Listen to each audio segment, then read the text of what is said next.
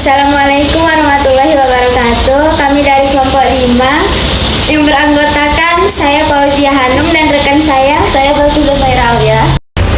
Sebelumnya kami ingin mengucapkan terima kasih kepada Bapak dosen Muhammad Rizal selaku dosen mata kuliah akuntansi sektor publik yang telah memberikan kami kesempatan untuk menjelaskan materi tentang pengelolaan keuangan negara dan daerah. Adapun beberapa materi yang akan kami paparkan, yang pertama dasar hukum, yang kedua pengertian keuangan negara, yang ketiga ruang lingkup keuangan negara, yang keempat kekuasaan atas pengelolaan keuangan negara, yang kelima asas dan prinsip pengelolaan keuangan negara, yang keenam siklus pengelolaan keuangan negara, yang ketujuh pelaksanaan keuangan negara, yang kedelapan pertanggungjawaban PKN, dan yang kesembilan pemeriksaan PKN. Materi pertama adalah dasar hukum. Pengelolaan keuangan negara dan daerah di Indonesia didasarkan pada beberapa undang-undang yang mengatur berbagai aspek terkait. Berikut penjelasan mengenai dasar hukum tersebut. Yang pertama, Undang-Undang Nomor 17 Tahun 2003 tentang Keuangan Negara. Undang-undang ini mendefinisikan keuangan negara sebagai semua hak dan kewajiban negara yang dapat dinilai dengan uang, serta segala sesuatu baik berupa uang maupun barang yang dapat dijadikan milik negara sehubungan dengan pelaksanaan hak dan kewajiban tersebut. Undang-undang ini mengatur prinsip-prinsip pengelolaan keuangan negara termasuk perencanaan, pelaksanaan, pengawasan, dan pertanggungjawaban anggaran. Yang kedua, Undang-Undang Nomor 1 Tahun 2004 tentang Perbendaharaan Negara. Undang-undang ini merupakan landasan hukum bagi pengelolaan perbendaharaan negara yang mencakup pengelolaan penerimaan dan pengeluaran negara, pengelolaan kas, utang, piutang, serta barang milik negara. Tujuannya adalah untuk mewujudkan pengelolaan keuangan negara yang efisien, transparan, dan akuntabel. Yang ketiga, Undang-Undang Nomor 15 Tahun 2004 tentang Pemeriksaan Pengelolaan dan Tanggung Jawab Keuangan Negara. Undang-undang ini mengatur tentang kewenangan Badan Pemeriksa Keuangan atau BPK dalam melakukan pemeriksaan atas pengelolaan dan tanggung jawab keuangan negara. Undang-undang ini menegaskan bahwa BPK berwenang memeriksa semua pelaksanaan APBN dan APBD serta mengatur mekanisme pelaporan dan tindak lanjut hasil pemeriksaan. Yang keempat, Undang-Undang Nomor 25 Tahun 2004 tentang Sistem Perencanaan Pembangunan Nasional. Undang-undang ini menetapkan sistem perencanaan pembangunan nasional yang mencakup seluruh aspek kehidupan secara terpadu dalam kerangka Negara Kesatuan Republik Indonesia. Undang-undang ini mengatur tata cara perencanaan pembangunan mulai dari tingkat pusat hingga daerah, dengan tujuan memastikan sinergi dan konsistensi antara perencanaan pembangunan dan penganggaran. Yang kelima, Undang-Undang Nomor 32 Tahun 2004 tentang Pemerintahan Daerah. Undang-undang ini mengatur penyelenggaraan pemerintahan daerah dalam kerangka otonomi daerah. Undang-undang ini memberikan kewenangan kepada daerah untuk mengelola dan mengatur urusan pemerintah sendiri, termasuk dalam hal pengelolaan keuangan daerah, guna meningkatkan efisiensi dan efektivitas penyelenggaraan pemerintahan dan pelayanan kepada masyarakat. Yang keenam, Undang-Undang Nomor 33 Tahun 2004 tentang Perimbangan Keuangan antara Pemerintahan Pusat dan Pemerintahan Daerah.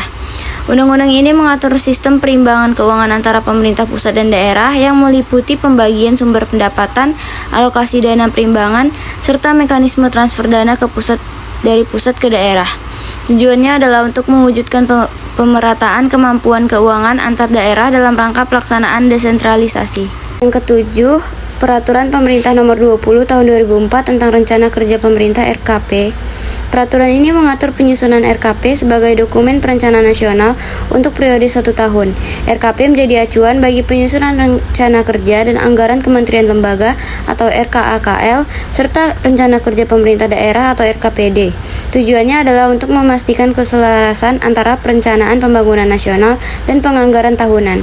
Yang kedelapan, Peraturan Pemerintah Nomor 21 Tahun 2004 tentang penyusunan rencana kerja dan anggaran Kementerian Negara atau lembaga RKAKL. Peraturan ini mengatur tata cara penyusunan RKAKL yang merupakan dokumen perencanaan dan penganggaran berisi program dan kegiatan kementerian atau lembaga untuk 1 tahun anggaran. RKAKL disusun berdasarkan RKP dan rencana strategis kementerian atau lembaga terkait dengan tujuan memastikan efektivitas dan efisiensi pengguna anggaran negara. Baik, materi selanjutnya yaitu pengertian keuangan daerah, di mana keuangan daerah sebagaimana diatur dalam pasal 1 Undang-Undang Nomor 17 Tahun 2003 tentang Keuangan Negara, mencakup semua hak dan kewajiban daerah yang dapat dinilai dengan uang. serta segala sesuatu baik berupa uang maupun barang yang dapat dijadikan milik daerah dalam rangka pelaksanaan hak dan kewajiban tersebut. Ruang lingkup keuangan negara. Yang pertama, hak negara untuk memungut pajak, mengeluarkan dan mengedarkan uang dan melakukan pinjaman. Yang kedua, kewajiban negara untuk menyelenggarakan tugas layanan umum pemerintah negara dan membayar tagihan pihak ketiga. Yang ketiga, penerimaan negara atau daerah dan pengeluaran negara atau daerah.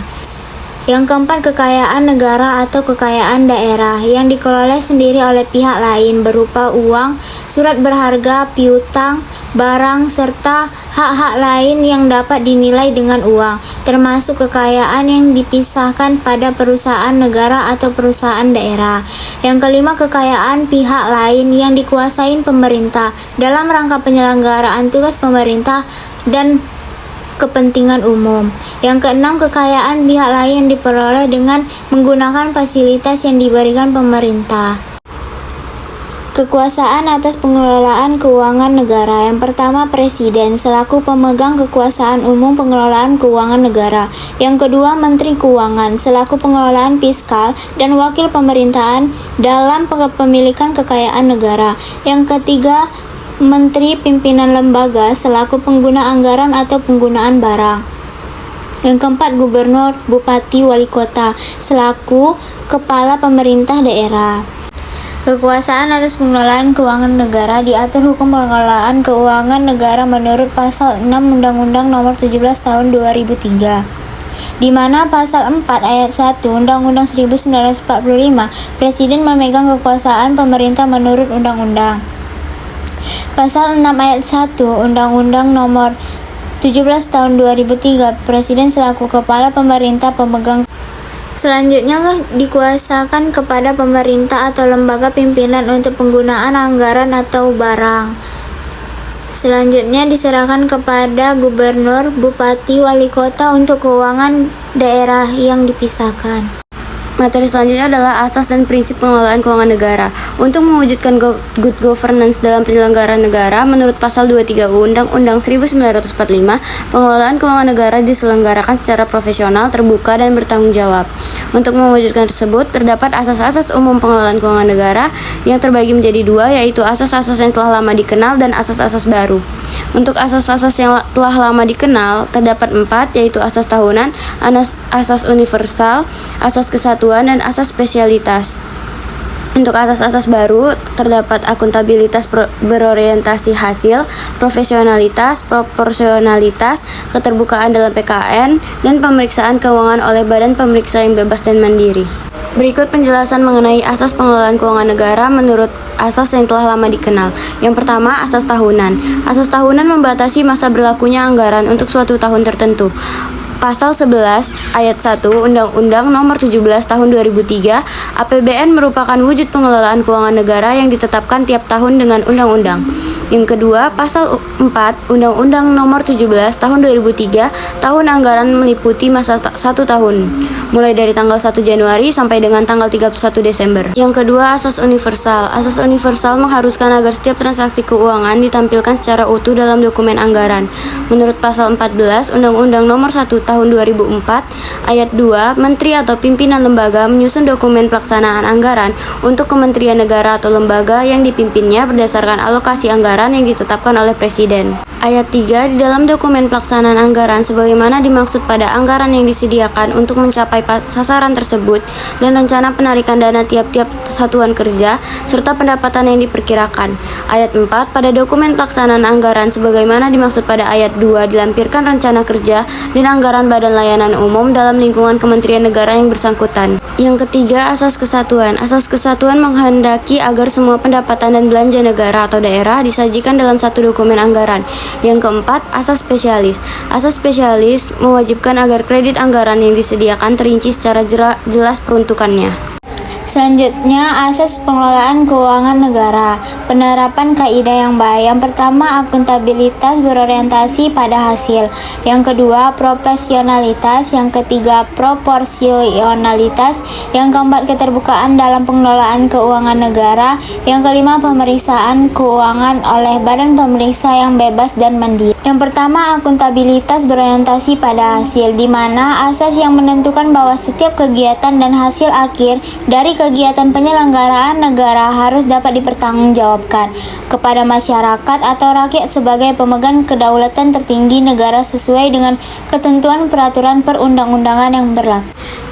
Pasal 14 Undang-Undang Nomor 17 Tahun 2003 pada ayat pertama, dalam rangka penyusunan rancangan APBN, menteri atau pimpinan lembaga selaku pengguna anggaran atau pengguna barang menyusun rencana kerja dan anggaran kementerian negara atau lembaga tahun berikutnya. Ayat kedua, rencana kerja dan anggaran sebagaimana dimaksud dalam ayat pertama disusun berdasarkan prestasi kerja yang akan dicapai.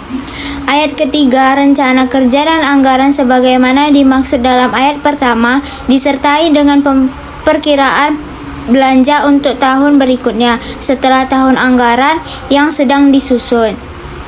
Anggaran berbasis kinerja.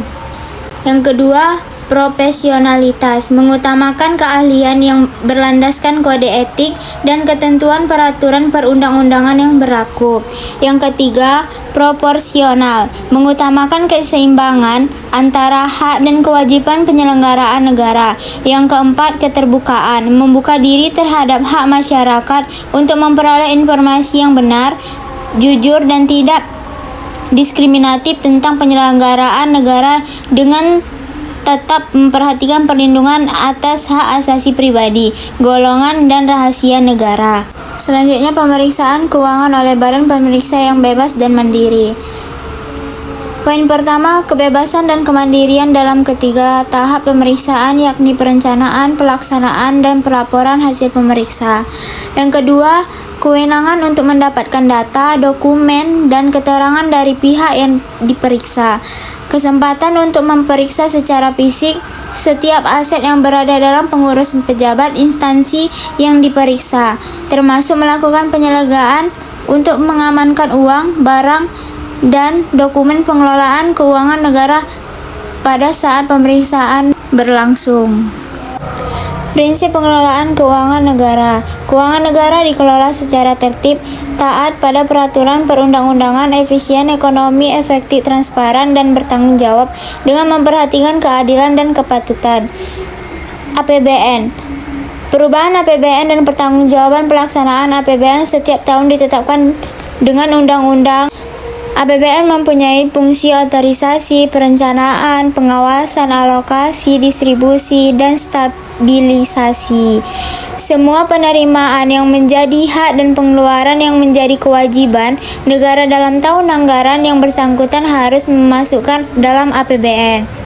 Surplus penerimaan negara dapat digunakan untuk pengeluaran negara tahun anggaran berikutnya. Penggunaan surplus penerimaan negara untuk membentuk dana cadangan atau penyertaan pada perusahaan negara harus memperoleh persetujuan DPR. Untuk mencapai good governance, dilakukanlah siklus pengelolaan keuangan negara yang mencakup yaitu yang pertama perencanaan, yang kedua penganggaran, yang ketiga pelaksanaan, yang keempat pelaporan atau pertanggungjawaban, yang kelima pengawasan atau pemeriksaan.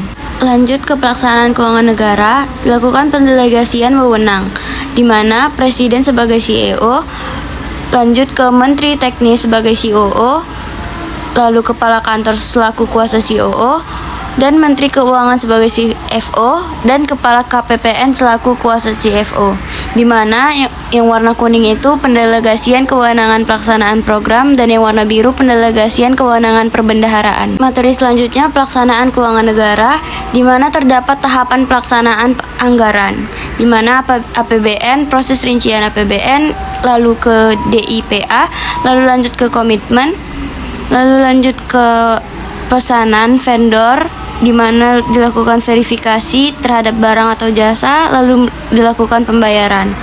Terdapat mekanisme pembayaran, yaitu pembuatan komitmen, pengujian, dan pembebanan, yang lanjut kepada Menteri Keuangan di bagian perintah pembayaran, pengujian, dan pencairan dana.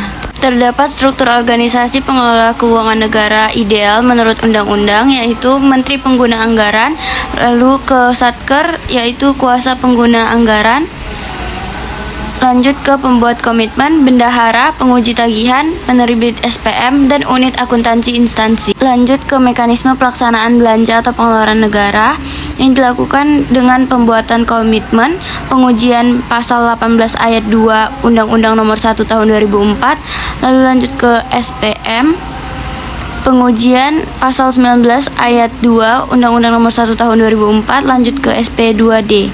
Pengujian Wegmatic Height dilakukan untuk mencari tahu terhadap jawaban atas pertanyaan, apakah tagihan atas beban anggaran belanja negara itu sesuai dengan ketentuan perundang-undangan yang berlaku atau tidak, dan apakah dana yang digunakan untuk membayar tagihan atas beban anggaran belanja negara itu tersedia dalam DIPA atau tidak. Lanjut ke pengujian Wegmatic Height dilakukan untuk mencari tahu terhadap jawaban atas pertanyaan, apakah para pihak yang mengajukan tagihan atas beban anggaran belanja negara itu secara formal adalah sah. Untuk keperluan pengujian Wegmatic Height ini, maka kepada para pihak penagih diminta untuk menunjukkan adanya surat-surat bukti sehingga tagihan dapat dipertanggungjawabkan. Surat-surat ini antara lain meliputi surat perintah kerja atau SPK, surat perjanjian atau kontrak, kwitansi, berita acara, penyelesaian. Selanjutnya, pengujian Decimatic Height dilakukan untuk mencari tahu terhadap jawaban atas pertanyaan apakah maksud atau tujuan output dari suatu pekerjaan sebagai pelaksanaan kegiatan atau subkegiatan itu sesuai dengan sasaran atau keluaran kegiatan dan indikator keluaran subkegiatan yang tertuang dalam DIPA atau tidak. Sebagai contoh, apabila ada pekerjaan pengadaan barang atau jasa, maka hasil pengadaan berupa sejumlah satuan atau barang atau jasa memang nyata ada sesuai dengan spesifikasi yang diminta dalam SPK atau kontrak. Termasuk juga pengujian adanya pemborosan atau tidak sebagai contoh untuk perjalanan dinas yang tidak terlalu prioritas dan atau pembelian atau penggantian ban kendaraan yang masih baru atau layak digunakan. Selanjutnya, mekanisme pencairan LS. Di dalam mekanisme ini terdapat 8 langkah, yaitu yang pertama penyelesaian pekerjaan, di mana kontraktor atau supplier menyelesaikan pekerjaan sesuai kontrak yang telah disepakati dengan instansi pemerintah. Yang kedua, berita acara serah terima, di mana jika pekerjaan selesai dilakukan pemeriksaan hasil pekerjaan. Jika sesuai spesifikasi, dibuat berita acara serah terima sebagai bukti bahwa pekerjaan telah diterima oleh instansi pemerintah. Yang ketiga, pengajuan tagihan. Instansi pemerintah yang bertanggung jawab terhadap proyek, kuasa pengguna anggaran atau KPA, mengajukan tagihan berdasarkan dokumen yang ada termasuk berita acara serah terima. Yang keempat, penerbitan SPM atau surat perintah membayar. Kuasa pengguna anggaran menerbitkan SPM sebagai dasar permintaan pencairan dana dari kas negara. Yang kelima, penerbitan SP2D, surat perintah pencairan dana. Kantor Pelayanan Bendahara Negara atau KPPN menerima SPM dan menerbitkan SP2D untuk mencairkan dana dari kas negara. Yang keenam, pencairan dana ke rekening kontraktor atau supplier. Setelah SP2D diterbitkan, dana akan ditransfer langsung ke rekening kontraktor atau supplier yang telah menyelesaikan pekerjaan. Yang ketujuh, laporan ke Kanwil DJPB. KPPN melaporkan pencairan dana ke Kanwil DJPB, Direktorat Jenderal Perbendaharaan di tingkat provinsi. Kemudian, Kanwil DJPB meneruskan laporan ke DJPB, Pusat Direktorat Jenderal Perbendaharaan Pusat sebagai bagian dari pengawasan keuangan negara. Lanjut ke mekanisme pencairan UP yang melalui 6 tahap, yaitu yang pertama pengajuan permintaan uang persediaan atau UP. Bendahara Satuan Kerja mengajukan permintaan uang persediaan ke kuasa pengguna anggaran atau KPA. Yang kedua, melakukan penerbitan SPM atau SPMGU. KPA menerbitkan SPM, surat perintah membayar, atau SPMGU, surat perintah membayar ganti uang untuk meminta pencairan dana dari kas negara melalui KPPN. Yang ketiga, penerbitan SP2D. KPPN, Kantor Pelayanan Perbendaharaan Negara, menerima SPM dan menerbitkan SP2D untuk mencairkan dana ke rekening bendahara Satuan Kerja. Yang keempat, pencairan dana ke rekening bendahara. Setelah SP2D diterbitkan, dana dikirim ke rekening bendahara Satuan Kerja sebagai uang persediaan. Yang kelima, pembayaran ke supplier. Bendahara menggunakan uang yang sudah dicairkan untuk membayar supplier atau pihak lain yang terkait dengan pengeluaran operasional. Yang keenam, penyampaian bukti penggunaan dana. Supplier atau pihak yang menerima pembayaran memberikan bukti pembayaran atau faktur kepada bendahara. Bendahara kemudian mempertanggungjawabkan penggunaan uang persediaan tersebut kepada KPA dan KPPN. Selanjutnya mekanisme B atau J yang melalui 6 tahap. Yang pertama, penyusunan anggaran DIPA. Direktorat PA atau Kanwil DJPB menetapkan anggaran pengadaan dalam DIPA, daftar isian pelaksanaan anggaran sebagai dasar pengeluaran negara. DIPA kemudian disampaikan kepada kuasa pengguna anggaran atau KPA dan KPPN untuk pencairan dana nantinya. Yang kedua, pembentukan panitia pengadaan. Kuasa pengguna anggaran atau KPA membentuk panitia pengadaan dengan menerbitkan SK panitia untuk melaksanaan proses pengadaan. Yang ketiga, pelaksanaan tender. Panitia pengadaan mengadakan proses tender untuk memilih penyedia barang atau jasa yang paling sesuai berdasarkan harga, kualitas, dan ketentuan yang berlaku. Yang keempat, penentuan pemenang. Setelah proses tender selesai, panitia pengadaan melakukan evaluasi dan menetapkan keputusan pemenang lelang atau tender. Kelima, penandatanganan kontrak. Setelah pemenang tender ditetapkan, pemerintah melalui panitia pengadaan melakukan penandatanganan kontrak dengan kontraktor atau supplier yang terpilih. Yang keenam, pelaksanaan kontrak. Kontraktor atau supplier melaksanaan pekerjaan sesuai kontrak yang telah disepakati. Setelah pekerjaan selesai dan sesuai spesifikasi, maka dilakukan pembayaran sesuai dengan mekanisme keuangan negara. Selanjutnya, pertanggungjawaban PKN. Nah, pada gambar tersebut menggambarkan sistem pertanggungjawaban dan pengelolaan keuangan negara ataupun PKN. Nah, pada gambar di atas terdapat rakyat, lembaga perwakilan, pemerintah, dan agen. Nah, rakyat bertindak sebagai pemilik kekuasaan utama dan sistem pemerintahan demokrasi. Peran rakyat dalam pengelolaan keuangan negara dijalankan melalui lembaga perwakilan. Nah, lembaga perwakilan bertindak sebagai peranan antara rakyat dan pemerintah, mewakili kepentingan rakyat dan mengawasi serta menyetujui anggaran kebijakan keuangan negara. Nah, yang ketiga, pemerintah ataupun agen. Pemerintah bertindak sebagai agen yang diberikan mandat oleh rakyat untuk mengelola keuangan negara. Dalam pelaksanaan tugasnya, pemerintah harus mengikuti ketentuan undang-undang serta rencana anggaran atau kerja yang telah disusun dan disetujui oleh lembaga perwakilan. Nah, proses akuntabilitas, akuntansi dan pelaporan. Pemerintah wajib melakukan pencatatan keuangan dan pelaporan kepada lembaga perwakilan serta rakyat. Nah, auditing. Proses audit dilakukan untuk memastikan bahwa laporan keuangan dan penggunaan anggaran telah dilakukan secara transparan dan sesuai aturan. Selanjutnya, akuntabilitas. Melalui proses pelaporan dan audit, pemerintah mempertanggungjawabkan pengelolaan keuangan negara kepada rakyat. Pemeriksaan PKN. Pemeriksa atas pengelolaan keuangan negara dan pemeriksa atas tanggung jawab keuangan negara. Pelaksanaan BPK. Bila undang-undang menetapkan pemeriksaan dilakukan oleh akuntan publik, LHP wajib disampaikan kepada BPK dan dipublikasi atau termasuk disampaikan ke lembaga perwakilan. Pemeriksa keuangan, pemeriksa atas LK, pemeriksaan kinerja, pemeriksa atas pengelolaan keuangan negara yang terdiri dari pemeriksaan aspek ekonomi dan efisiensi serta pemeriksaan aspek efektivitas. Nah, pemeriksaan dengan tujuan tertentu. Yang pertama, pemeriksaan atas hal-hal yang berkaitan dengan keuangan. Yang kedua, pemeriksaan investigatif. Dan yang ketiga, pemeriksaan atas sistem pengendalian interpemerintah. Adapun kesimpulan dari materi yang telah kami paparkan, yaitu pengelolaan keuangan daerah merupakan elemen kunci dalam mewujudkan tata kelola pemerintah yang baik atau good governance.